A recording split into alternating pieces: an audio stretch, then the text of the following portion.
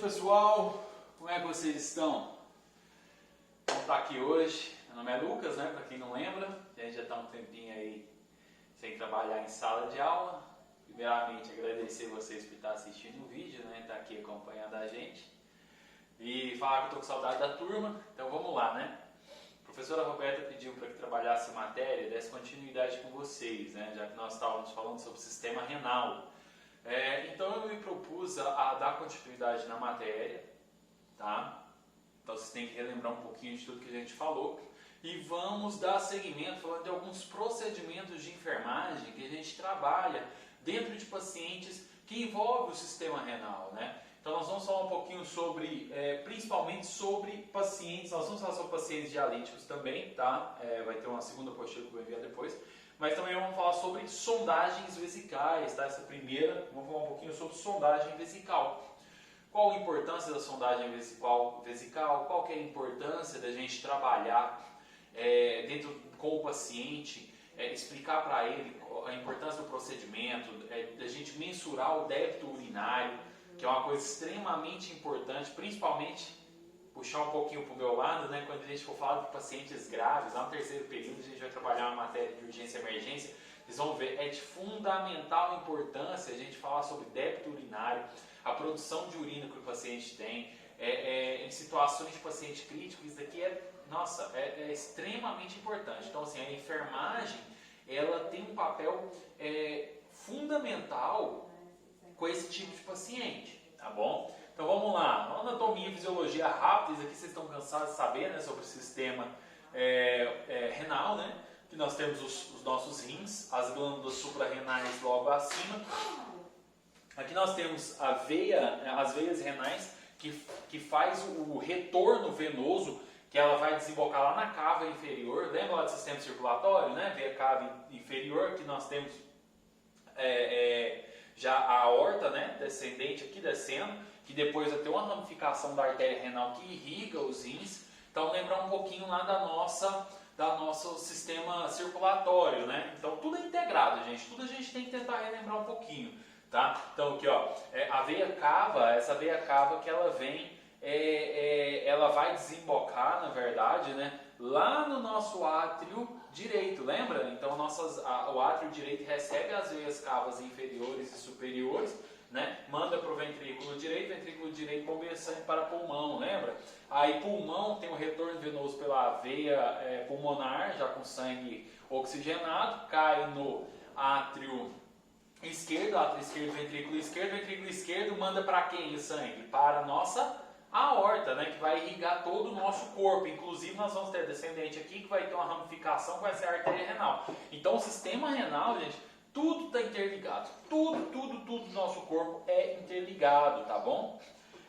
O sistema renal está aqui, né, então dando continuidade nele, nós temos os rins, aqui nós temos a ureter, né, e a bexiga que tem essa responsabilidade por fazer esse acúmulo, né, da urina que é produzida ali em cima durante a filtração do sangue e a excreção também do excesso de restos metabólicos, mas também do excesso de líquidos, né?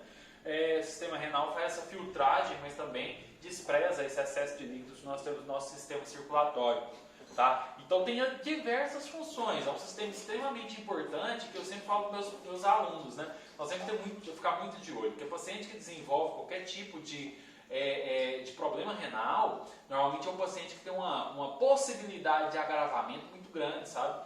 Paciente em UTI, principalmente, sabe? Paciente também pronto-socorro, que chega, por exemplo, paciente vítima de arma de fogo, arma branca, que tem uma hemorragia intensa, na hora que você vê ele não está tendo diurese mais. Isso é muito preocupante. O mesmo paciente de UTI também, como você teve agora há pouco, a partir do momento que ele precisa ir para uma diálise, né? Então é um sinal de agravamento do quadro clínico muito importante, tá? Então vamos lá. Aqui o ato da micção. O que é o ato da micção por si só? Porque quando a gente fala de sondagem vesical, a gente tem que entender o que é o ato da micção, quais são as problemáticas que pode levar o paciente a ter a necessidade de uma intervenção desse tipo. Nós vamos falar um pouquinho depois sobre o procedimento em si, mas vamos entender primeiro sobre o ato da micção, né? É uma combinação de atividade voluntária e involuntária, né? né? Então, ela não é algo só, na hora que a gente vai urinar, né, nós temos os esfínteres, né, tanto interno quanto externo, que prende a urina na bexiga. Então, a partir do momento que eu consigo relaxar esses esfínteres e algumas musculaturas acessórias conseguem auxilia na liberação dessa urina, tá? Então, aqui a capacidade média é de 300 a 500 ml, mas se você pega pacientes, pessoal, que está com a bexiga, ela tem essa capacidade um pouco mais elástica, nós pegamos pacientes que está com muito mais do que isso, sabe? Então isso não é um quadro bom para o paciente, tá? Isso é um quadro ruim para o paciente, então a gente tem que ficar de olho, tá bom? Então, aqui, né, nossa capacidade de armazenamento é em média de 500 ml, tá? Mas há variações anatômicas de acordo com o tamanho e idade do paciente, obviamente, né? Sexo também, tá? Vamos lá. A urina normal, ela tem a quantidade de urina normal, pessoal, depende da quantidade de líquido ingerido, óbvio, né? Então, quanto mais líquido você ingere, mais líquido você vai eliminar. A coloração normal, ela varia, é mais ou menos um amarelo dourado, né? E o odor ele é bem característico, por isso que a gente diversas vezes, quando o paciente dá entrada pra gente em pronto-socorro, né, na unidade de saúde, nós sempre perguntamos sobre questões urinárias, né? Como que tá o xixi? Tá fazendo xixi tranquilo? Tá doendo? Tem dor? Como que tá o aspecto, a cor, o odor, o cheiro tá forte? Né? Então isso é extremamente importante, né? Depois a gente vai ver os motivos, né? Porque pode ser indicativo de infecção do trato urinário, né? Nossa famosa ITU, né?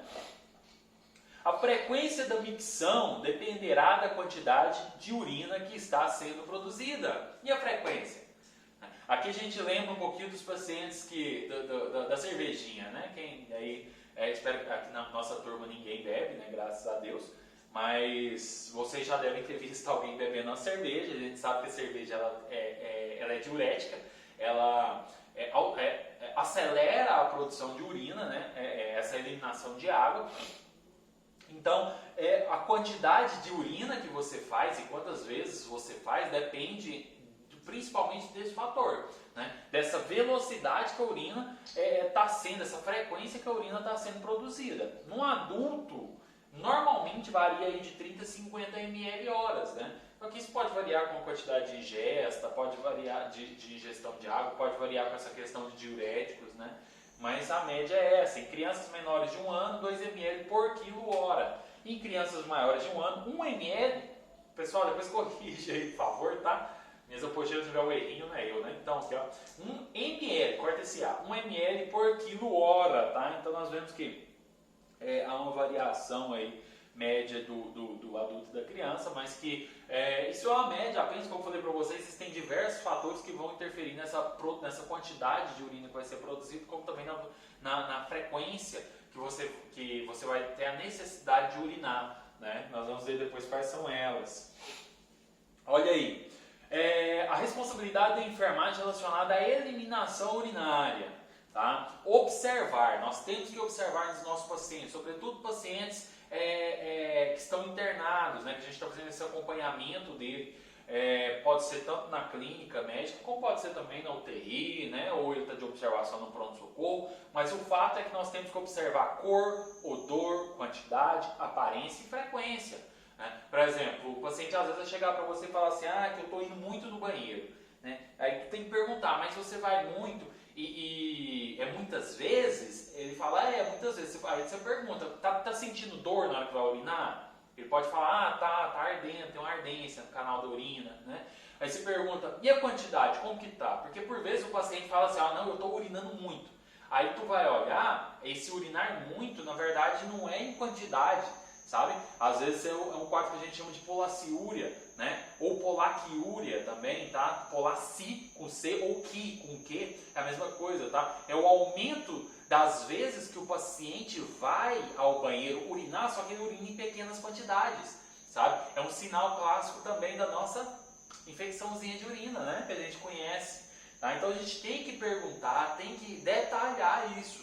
Tá? Depois a gente vai ver, é extremamente importante, porque as ITUs, as infecções trato-urinárias, é uma das principais tipos de infecção que leva o paciente a procurar o auxílio médico. tá? Então é algo de preocupação para a gente. Então, providenciar pomares e papagaios se necessário para o paciente, né? Que é aquele pomade do papagaio, para quem acho que vocês já conhecem, né? Que serve para o paciente poder urinar sem ter que sair do seu leito, né? Manter a privacidade quando o paciente estiver no leito, tá? Então, assim, às vezes o paciente pode queixar para você de retenção urinária, que ele não está conseguindo fazer xixi, tá? Isso pode acontecer, por exemplo, em paciente em pós-operatório, né? Pós-operatório isso pode acontecer. Então, ele está tendo essa retenção, está com vontade de fazer xixi, mas ele não consegue. Se você ficar ali próximo a ele, você entrega o papagaio e os seus braços ficam do lado? Não, né, gente? Tem que dar toda essa privacidade para o seu paciente, senão ele não vai conseguir urinar. Né? Providenciar cadeira de rodas com assento aberto se necessário, tá? Às vezes uma forma de auxiliar é levar o paciente no banheiro, tá? Com essa cadeira de rodas de assento, às vezes ligar o chuveiro para ele ficar no chuveiro, auxilia um pouco. Auxiliar o paciente enfraquecido, ir ao banheiro. Também deixar a água morna cair no corpo, principalmente sobre o baixo ventre, auxilia muitos pacientes. Às vezes só de você levar ele no banheiro e ligar a torneira ajuda. Tá? Por quê? Porque aquilo que eu falei para vocês, para liberar a urina, nós temos que ter 2 esfíncteres, tem que liberar essa passagem, tanto o interno, que ele é involuntário, quanto o externo, que a gente é voluntário, que nós controlamos, né? Auxiliar o paciente enfraquecido e ir ao banheiro, porque também, se o paciente não tem contraindicação de deambular, ou de você estar transportando ele para o paciente, leva ele, auxilia. É até uma questão de, às vezes, traz uma certa dificuldade para a equipe de enfermagem, mas que, por vezes, ela é de extrema importância para o próprio paciente, sabe? Porque até por o próprio paciente tentar esse autocuidado, promover esse autocuidado para ele, auxiliá-lo no autocuidado é extremamente importante, para que ele tenha melhor essa autoestima, melhor a parte psicológica mesmo do nosso paciente, tá? Vamos lá? Só mais um slidezinho para a gente poder pausar o primeiro vídeo para não ficar tão extenso. Problemas relacionados à eliminação urinária. Né? Nós temos vários problemas de eliminação urinária. Entre eles nós temos a incontinência urinária, que é um dos mais frequentes. Acho que a professora comentou isso com vocês, né? Sobre esse quadro clínico. Então vou dar só uma revisadinha. O que é? Ela pode ser temporária ou permanente, ou seja, o paciente pode ter essa incontinência urinária que vai ficar o resto da sua vida devido a diversos quadros clínicos, ou pode ser uma incontinência urinária temporária, que, por exemplo, eu estou cansado de falar da infecção do trato urinário, mas é um quadro clínico muito comum e que também pode causar, né? Nem sempre causa, mas pode causar essa incontinência urinária temporária. Então ele tem essa incontinência, essa dificuldade de prender a urina, digamos assim, né? Ou seja, o esfíncter dele não funciona muito bem, pode ser permanente ou pode ser temporário, e ele acaba liberando a urina mesmo sem querer, né? Pode ser parcial ou completo, ou seja, o paciente ele perde uma pequena quantidade de urina apenas, ou então completa, ele perde a urina inteira, não tem controle. Quadros clínicos de incontinência urinária, de perder urina completa, por exemplo, o paciente que perde a capacidade de controle dos esfíncteres, né? Em lesões medulares mais altas, por exemplo, o paciente perde. Né? Então normalmente ele vai ficar com a sonda vesical, sabe, de demora, depois a gente vai falar sobre isso. Utilizar fraldas. Uropen, o Uropen é como se fosse um preservativo, tá? Que vai por exemplo, falando do sexo masculino, né? Ele cobre o pênis, só que na ponta do preservativo ele tem como se fosse uma mangueirinha, né? Que vai para uma bolsa reservatória, ou seja, na hora que o paciente urina, sai a urina, ela vai direto para aquele saco coletor, então não molha o paciente, né? É algo que a gente utiliza com certa frequência, muito em pacientes, por exemplo, tanto pacientes acamados, dependendo do tipo, mas também pacientes idosos, né? Entre outros quadros clínicos também. Fralda é extremamente comum. Fralda em UTI, nossa, muito comum. Lembrar que fralda, depois falar sobre isso, mas fralda em UTI, por exemplo, a gente tem que pesar a fralda. Porque lembra que eu falei que nós temos que contabilizar a quantidade de urina? Que eu vou falar sobre isso para vocês, porque a gente tem que saber o débito urinário. Então, paciente UTI, pessoal, depois se estiver rápido, me avisa no grupo. Então, paciente UTI, por exemplo, vocês vão pesar a fralda, porque como que eu vou mensurar? Porque se você entrega o papagaio ou a comadre, o paciente urina lá dentro, você pega a comadre, despreza a urina que está ali dentro de um saco coletor que tem as medidas, então você sabe quantos ml ele fez de urina. Agora e na fralda?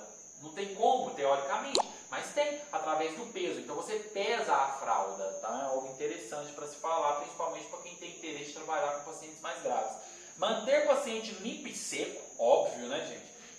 Encaminhar mais ao banheiro e oferecer comadres ou papagaio, né? Sempre, gente, a gente tenta preservar esse autocuidado do paciente. O ideal é que o paciente consiga exercer o próprio cuidado, tá? Até por uma questão de autonomia, de dar autonomia para o paciente, né? Você vai cobrar, você vai verificar se ele está fazendo adequadamente, auxiliá-lo naquilo que precisa, porém você não tem que ser... Você tem que entender que a enfermagem ela promove cuidado, mas ao mesmo tempo que a gente quer a recuperação do paciente. Ou, se não for possível uma recuperação completa, mas uma adaptação do paciente. Para isso você tem que auxiliá-lo a promover esse autocuidado, tá bom? Então vamos lá, pessoal. O primeiro vídeo eu vou parar por aqui, tá? A gente já dá uma continuidade aí no segundo vídeo. Qualquer dúvida, manda lá no grupo, me marca que a gente responde. Valeu?